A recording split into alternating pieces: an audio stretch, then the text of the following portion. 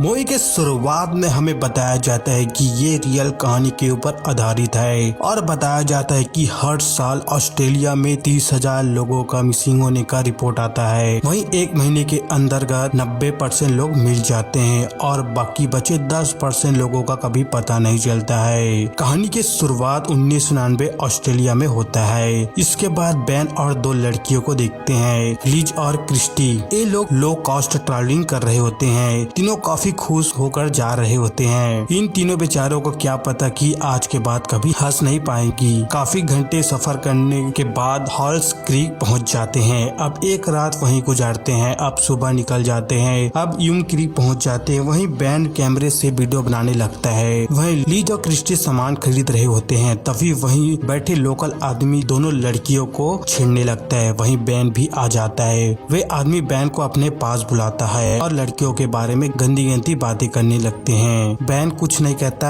और वे अपने सफर में चला जाता है। अब कुछ घंटों के बाद वुल्फ क्रीक पहुंच जाते हैं। अब वही ग्रेटर पार्क पर कुछ देर एंजॉय करते हैं। जब जाने के लिए कार को स्टार्ट करती है तो कार स्टार्ट नहीं होता है। काफी ज्यादा कोशिश करने के बाद भी कार स्टार्ट नहीं होता है। इसलिए वे लोग वहीं रात गुजारने के लिए सोचते हैं। अब रात को एक लाइट इन लोगों की ओर आने लगता है। तीनों बहुत डर जाते हैं। तभी वही कार से मीक बाहर निकलता है। इसके बाद मीक कार को ठीक करने की कोशिश करता है लेकिन ठीक नहीं होता है। दरअसल बैन ने कम बजट वाला कार रेंट में लाया होता है। वही मीक कहता है कि सामने मेरा घर है, वहाँ चलोगे तो मैं तुम्हारे कार को ठीक कर दूंगा। उन तीनों को लगता है कि मीक पैसे लेगा लेकिन मीक कहता है कि मैं फ्री में कर दूंगा। अब ये सुनकर तीनों खुश हो जाते हैं। अब बैन के कार को माइक खींचकर ले जा रहे होते हैं। अब वहीं बहुत देर हो गए होते हैं लेकिन माइक का घर नहीं आया होता है। वही तीनों को डाउट होने लगता है लेकिन वे कुछ नहीं कर सकते हैं। इसके बाद कुछ घंटों के बाद माइक के घर पहुंच जाते हैं। वहां पहुंचते ही तीनों को कुछ अजीब लगता है। अब वही माइक तीनों को पानी देता है और फ्रेंडली होकर बातें करने लगता है और अपने रियल स्टोरी को फनी वे में बता रहे होते हैं। और वही बैन भी एक जोक मारता है जिससे लिज और क्रिस्टी हंसने लगती है लेकिन मिक को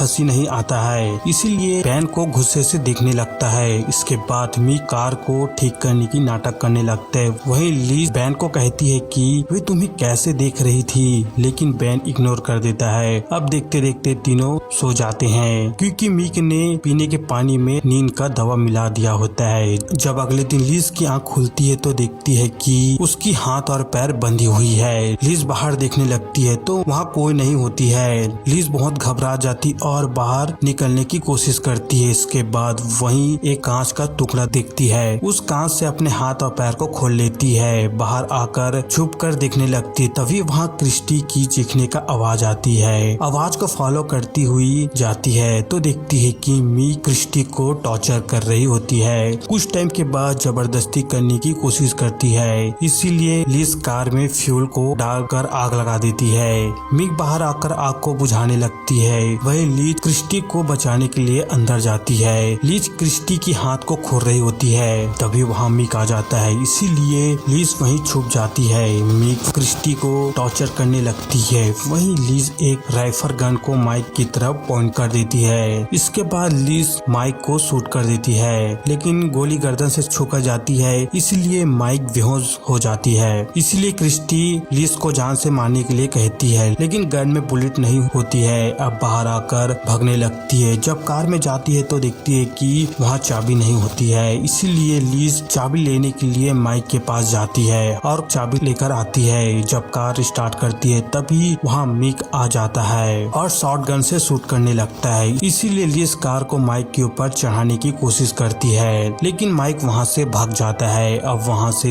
लिज और क्रिस्टी जा रहे होते हैं। वही मिक भी पीछे आ रहे होते हैं। इसलिए लिज कार को बहुत स्पीड चलाने लगते तभी वहाँ एक खाई आ जाती है लेकिन सही टाइम पर ब्रेक लग जाती है। इसलिए दोनों बच जाते हैं। इसके बाद लिज और क्रिस्टी कार को खाई में ढकेल देती है और वही पत्थर में छुप जाते हैं। मिक वहाँ आकर देखने लगता है लेकिन मिक को वहाँ कोई नहीं दिखती है। इसलिए नीचे गिरे कार की ओर जाने लगती है। वह लिज मिक के कार से यहाँ से जाने के लिए सोचती है लेकिन कार में चाबी नहीं होती है। अब पैदल ही चलते हुए वहाँ से चले जाते हैं। लिज क्रिस्टी को कहती है कि मैं बैन को लाने के लिए जा रही हूँ, अगर मैं 5 मिनट में नहीं आई तो तुम यहाँ से चली जाना।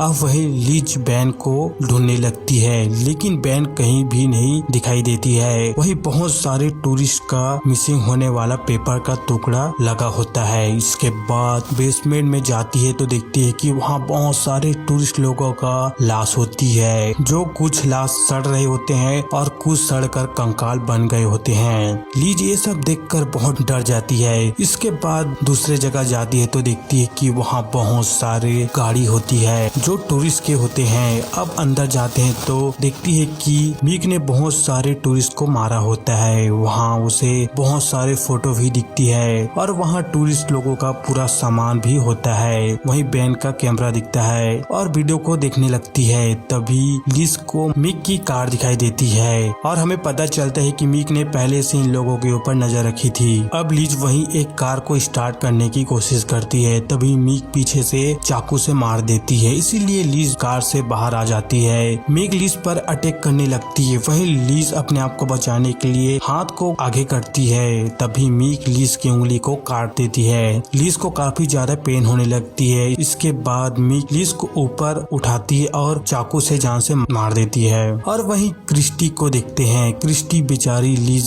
की आने का वेट कर रहा होता है, लेकिन लीज का कोई पता नहीं चलता है, इसलिए क्रिस्टी वहाँ से जाने लगती है। अब सुबह हो जाती है और रोड तक पहुँच जाती है। अब रोड में दौड़ने लगती है। काफी देर के बाद एक कार दिखाई देती है। वे कार में एक बूढ़ा आदमी होता है। वे क्रिस्टी को देखकर हेल्प करने लगती है और जब पानी निकालने के लिए डिग्गी को खोलता है तो तभी मीक स्नाइपर गन से उस ओल्ड आदमी को शूट कर देता है, जिससे वे आदमी वहीं पर मर जाता है। इसके बाद क्रिस्टी ओल्ड आदमी की लाश को देखती है और भी ज्यादा डर जाती है, इसलिए कार को स्टार्ट करने की कोशिश करती है, लेकिन चाबी डिग्गी में लगी होती है। इसलिए चाबी को डिग्गी से निकालती और स्टार्ट करके वहाँ से जाने लगती है। जब पीछे देखती है तो वहीं मीक भी अपने कार से फुल स्पीड में आ रहा होता है। इसके बाद क्रिस्टी के कार के बराबर में आ जाता है। तभी क्रिस्टी माइक के कार को धक्का दे देती है, जिससे कार रोड के नीचे चला जाता है। इसीलिए स्नाइपर गन से क्रिस्टी के कार को टायर को शूट कर देती है, जिससे कार पलट जाती है। अब वहीं मीक भी पहुंच जाता है। क्रिस्टी वहां से भागने लगती है, इसीलिए मीक शूट कर देती है, जिससे क्रिस्टी वहीं पर मर जाती है। इसके बाद क्रिस्टी और कार को वहीं जला देता है। अब इसके बाद बैन को देखते हैं। बैन